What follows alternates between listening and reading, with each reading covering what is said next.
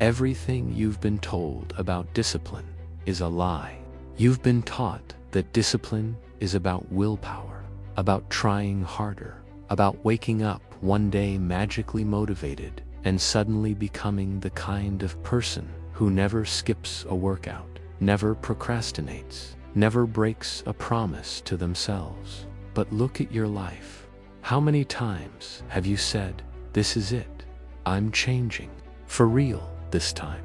And then, a week later, you're right back where you started. Here's the dangerous truth about your situation. It's not that you're lazy. It's not that you're not motivated enough. It's that you've been running the wrong system, in the wrong mind. Because there is a system that turns weak habits into dangerous discipline and relentless mental toughness. And the top 1% have been using it on you, not for you. You've seen it in the military, in elite athletes, in CEOs who rise from nothing, in people who look like they're carved out of a different reality. You feel it when you watch a David Goggins clip and something inside you wakes up and then dies again the moment you close the app. Ask yourself, why can they do it and you don't? What separates the top 1% from everyone else is not talent. It's not genetics. It's not even opportunity. It's psychology. It's the way they've hacked fear, pain, and identity and weaponized them. Starting today, you will see that system. And once you see it, you can't unsee it. Now, let's strip away the lies and talk about your reality. You wake up already behind. You check your phone, scroll, compare, consume. You tell yourself it's just for a minute, 20 minutes, vanish. Your brain is fried before the day even starts. You've got goals, big ones, a better body, more money, more respect, a sharper mind, but your actions, they don't match your ambition. You start a new habit, a new morning routine, a new grind mode every Monday. By Thursday, you're negotiating with yourself. By Saturday, you've forgotten you ever cared. You know this cycle so well, you can predict it. There's the initial high, the rush of new me. Then the discomfort hits, the boredom, the resistance. You tell yourself, I'll get back on it tomorrow, and tomorrow becomes never. Meanwhile, time doesn't care. Your body gets softer, your attention span gets weaker, your dreams get quieter until they sound like background noise. You are not failing because you're incapable. You're failing because you're using a system designed for short-term motivation in a world built on long-term pressure. Your brain is wired to protect you from pain, from discomfort, from embarrassment, from uncertainty. So every time you try to change, your own mind runs psychological warfare against you. It whispers, later, tomorrow, you've done enough, you deserve a break. And most people obey. This is why mediocrity feels so crowded.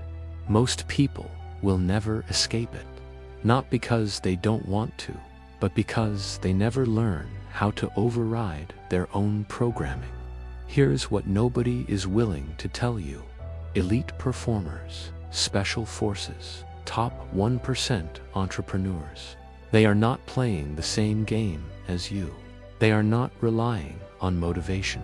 They are not negotiating with their feelings. They are running a different operating system. One that turns hesitation into a trigger for action. One that converts pain into data instead of drama. One that uses dark psychology against their own weakness. The system that runs their life is invisible from the outside. You only see the results, the physique, the money, the status. You don't see the mental algorithms they've installed, but you will, because the gap between who you are and who you could become is not as big as you think, and that should scare you. Now, let's reveal the hidden system behind dangerous discipline. The psychology behind dangerous discipline starts with one brutal realization. You are not a unified person. You are a battlefield. Inside you, there is a part that wants greatness, and a part that wants comfort, a part that craves respect, and a part that craves escape. Most people lose because they confuse what they feel with who they are. The top 1% don't make that mistake. They see themselves as two identities constantly at war: the weak self and the warrior self. The weak self loves shortcuts, dopamine hits, easy validation. It speaks in excuses. I'll start Monday. I'm tired. I deserve this. The warrior self is the part of you that watches your life and feels disgust. The part that's tired of lying to yourself. The part that wants to see what you're actually capable of. Dangerous discipline begins the moment you stop trying to feel motivated, and you start choosing which self you will feed. Here's the first mental framework. Number 1, identity before action. Most people think, once I'm disciplined, I'll act like a disciplined person. Elite performers flip it.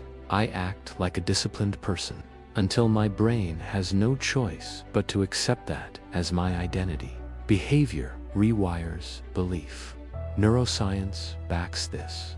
Every action fires and wires neural pathways. The more you repeat a behavior, especially under resistance, the more your brain normalizes it. Eventually, what once felt impossible becomes your baseline. David Goggins wasn't born with a superhuman identity. He was obese, depressed, full of excuses. But he created a new identity by acting far beyond what his feelings allowed. Day after day, mile after mile, he built what he calls the calloused mind. He didn't wait for permission. He forced adaptation. Number 2, pain as a teacher, not an alarm. Your brain treats discomfort like an alarm system. Pain equals danger equals stop. The top 1% install a different meaning. Pain equals data. Pain equals growth. Pain equals proof that they are where others quit. Navy SEALs talk about the 40% rule. When you think you're done, you're usually only at about 40% of your real capacity. That's not motivational fluff. It's your nervous system trying to keep you safe. Most people will never discover the extra 60% because the moment the alarm goes off, they retreat. Dangerous discipline trains you to hear that alarm and keep moving. Number 3, no negotiation with the inner child. The weak self is basically an unsupervised child. It wants pleasure now and consequences later. The system that separates relentless people from average ones is simple. They stop negotiating with that child. You don't debate whether you're going to the gym. You don't negotiate whether you're working on your business. You don't emotionally analyze whether you feel like it. You execute the plan you made when you were headed, not the excuses you invented when you were tired. Behavioral psychology calls this pre-commitment. Designing your life so that decisions are made in advance and your future self is trapped into doing the right thing. Number 4, the breaking point is a choice, not an event. People think transformation happens when life hits rock bottom, a breakup, a health scare, getting fired, embarrassment, humiliation. But here's what nobody tells you. Those events don't change you. Your decision about what that event means does. 2 people get rejected. One spirals into bitterness. The other says, never again. Watch what I become. The breaking point is not when life finally gets bad enough. It's when you get sick enough of your own weakness that you stop negotiating with it. Dangerous discipline begins with disgust, with the chilling realization, if I stay like this, I will hate myself in 10 years. Sit with that. Now, how does this all become a system? Not just hype, not just mindset, a real mechanical way of living. The system the top 1% run looks like this. They weaponize 3 things: environment, ritual, and identity. First, environment. Your environment is outperforming your willpower every single day. The food in your house, the apps on your phone, the people you text, the level of chaos in your room, all of it is silently training you. Elite performers understand something dark. If they leave their environment up to chance, they lose. So they design their world to make weakness hard and strength easy. Distractions are removed, not resisted. Temptations are blocked, not debated. Accountability is built in, not optional. Second, ritual. They know that discipline isn't about massive, heroic actions. It's about boring rituals repeated without fail. They attach these rituals to identity. I am someone who trains every day, no matter what. I am someone who writes, even when my brain is empty. I am someone who faces the thing I fear, not runs from it. The power here is neurological. When behaviors are repeated at the same time, in the same context, your brain automates them. Habits are installed deep in the basal ganglia, freeing your conscious mind to think bigger. Third, identity. Identity is the master lever. It's the story you tell yourself about who you are and what you allowed to do. Most people hold on to an identity that kills them. I'm just not that disciplined. I always mess up. I'm the funny one, not the successful one. The top 1% ruthlessly edit that story. They use dark psychology on themselves. They affirm not what they are, but what they are ruthlessly becoming. And then they demand their behavior keep up. This is the system that turns weak habits into dangerous discipline. 1. Expose the internal war. 2. Choose the warrior self intentionally. 3. Redesign your environment to starve the weak self. 4. Build unbreakable rituals tied to identity. 5. Rewrite your story and live up to it daily. And here's the twist. The moment you start doing this, the world around you will try to pull you back. Now let's talk about the dark side nobody mentions. Everyone wants relentless mental toughness until they realize what it will take from them. What you must sacrifice to become unstoppable is not just comfort. You will lose versions of yourself. You will lose people. When you stop being the agreeable, always available, always distracted version of you, the people who benefited from your weakness will feel threatened. They'll say you've changed. You've become cold, obsessed, too intense. They'll laugh at your new routines, mock your early mornings, question your priorities. This isn't an accident. This is social psychology. Groups regulate each other. When one person starts to rise, the unconscious goal of the group is to pull them back to the average, to keep balance. Most people will never complete this transformation because the loneliness terrifies them more than mediocrity does. You will feel it. Friday nights you spend grinding instead of numbing yourself. Mornings where you're up hours before everyone else, alone with your thoughts. Moments when you realize you can't relate to small talk, complaining, or victimhood anymore. The top 1% live in a different psychological climate. It is colder, quieter, and far more honest. Modern society makes this even more brutal. We live in a world designed to make you mentally weak. Unlimited entertainment, endless distraction, food, content, and comfort at your fingertips.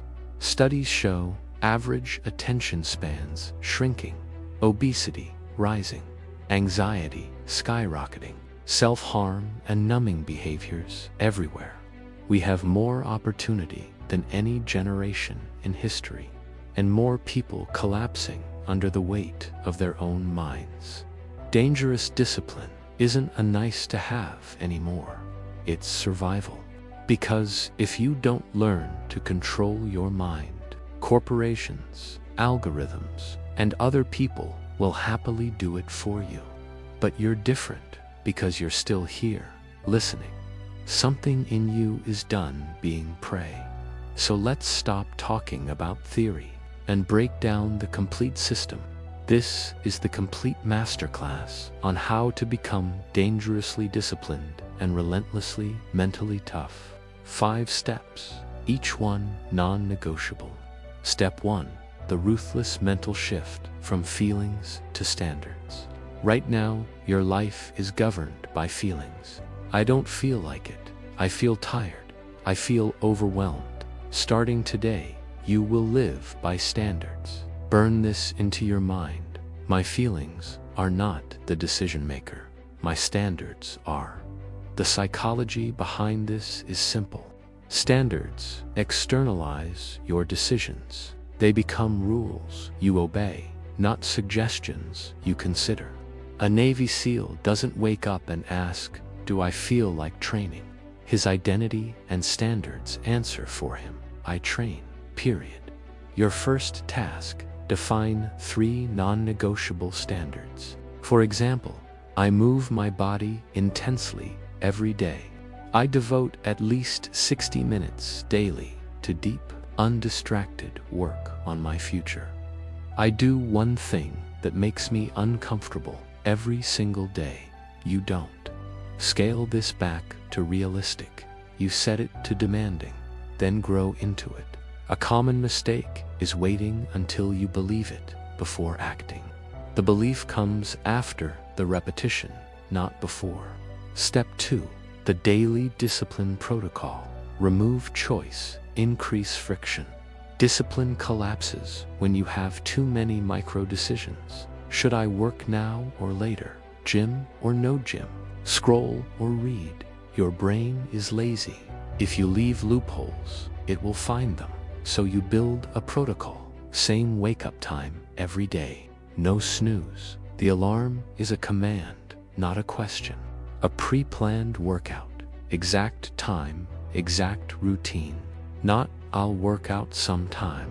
Time-blocked deep work sessions where your phone is not in the same room. A shutdown ritual at night where you review the day and plan the next. You are training your brain to know, at this time, I do this thing. No debate. Behavioral science calls this implementation intention. You pair a specific cue, like time or place, with a specific action, massively increasing follow-through. A common mistake is trying to overhaul your entire life in a week. Start with 2 or 3 critical blocks. Wake time, workout, deep work. Nail those. Build from there. Step 3, identity reconstruction. Become the kind of person who. This is where dark psychology meets self-transformation. You're going to consciously manipulate your own self-image. Ask yourself, if I were the most disciplined, mentally tough version of me, what would I do today? How would I think? How would I respond to stress? Then you do that, even if you feel like a fraud. This is called self-signaling. Every time you choose the harder path, your brain receives a signal. Apparently, this is who we are now. Over time, your subconscious updates. Create a clear identity statement. I am the kind of person who keeps promises to myself. I am the kind of person who runs toward discomfort, not away. I am the kind of person whose actions are louder than feelings. Repeat it daily. But more importantly, prove it daily. A common mistake is making identity statements too vague or passive. I am successful means nothing. Tie it to behaviors you control. Step 4, emotional mastery. using dark states as fuel. You will not be positive all the time. You will get angry, jealous, insecure, bitter, tired. Most people use those states as excuses to give up. The system that breeds dangerous discipline uses them as fuel. Anger. Point it. You're frustrated with your life. Good. Pour that energy into reps, into study, into building. Don't vent it into distractions. Convert it into intensity. Fear. Face it. The thing you're most afraid of doing usually holds your biggest growth. Make it a rule. Fear is my compass. If it scares you and it matters, you go toward it. Shame. Transform it. If you're ashamed of your body, your bank account, your habits, don't numb it. Sit in it. Let it burn. Then turn that pain into a standard. Never again will I tolerate this from myself. Neuroscience tells us that emotional states are just chemical storms. They peak and pass. Dangerous discipline means you ride the wave without letting it dictate your direction. A common mistake is chasing constant positivity. You don't need to feel good. You need to become good at moving, regardless of how you feel. Step 5. The compound effect of dangerous discipline. Let time do its work. Here's where most people fail. They underestimate time. They want 6 weeks, not 6 years. They want intensity, not consistency. But the compound effect doesn't care about your impatience. Daily discipline, multiplied by months and years, changes you at a level you can't see in the moment. Neurons rewire, confidence builds, skill stacks. The world begins to respond differently to you. The scary part. This works in reverse too. Daily weakness, daily excuses, daily "I'll start tomorrow." Compounded over years. That's how lives rot. So you make a pact with yourself. No more 0 days. Not every day will be perfect. But there will be no days where you do nothing that aligns with your warrior self. 1 set at the gym is better than no sets. 10 minutes of deep work is better than none. 5 pages of reading is better than scrolling. Because the real power of the system that turns weak habits into dangerous discipline is not in the individual actions. It's in who you become when you refuse to break the chain. Now we come to the closing challenge.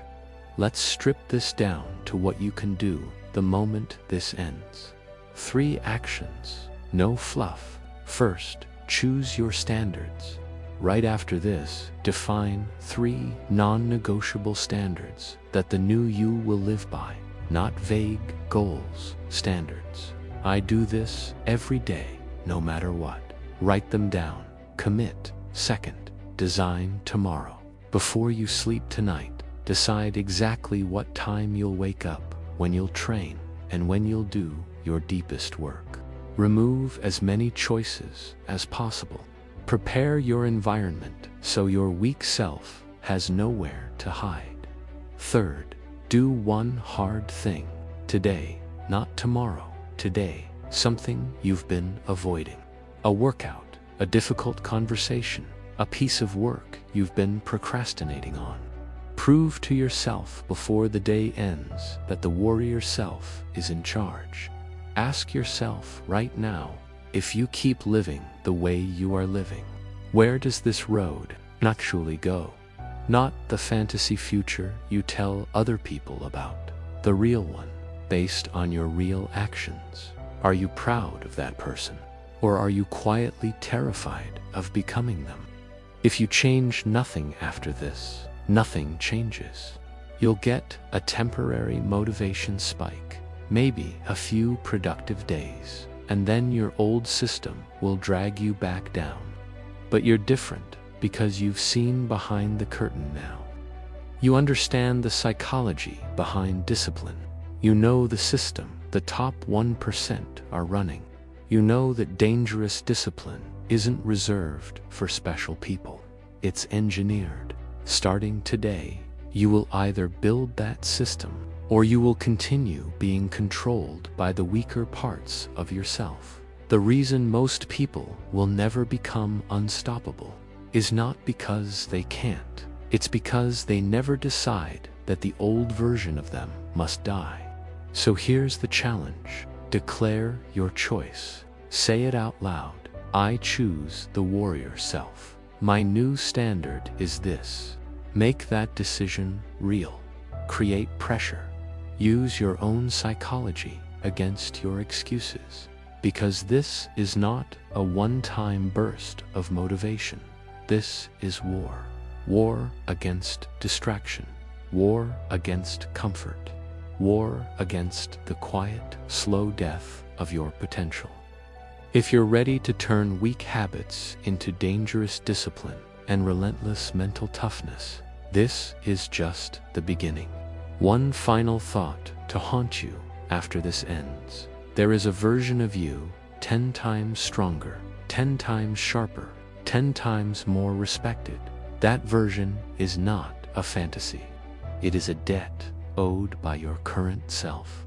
You are either paying that debt or you are running from it, and time will collect either way.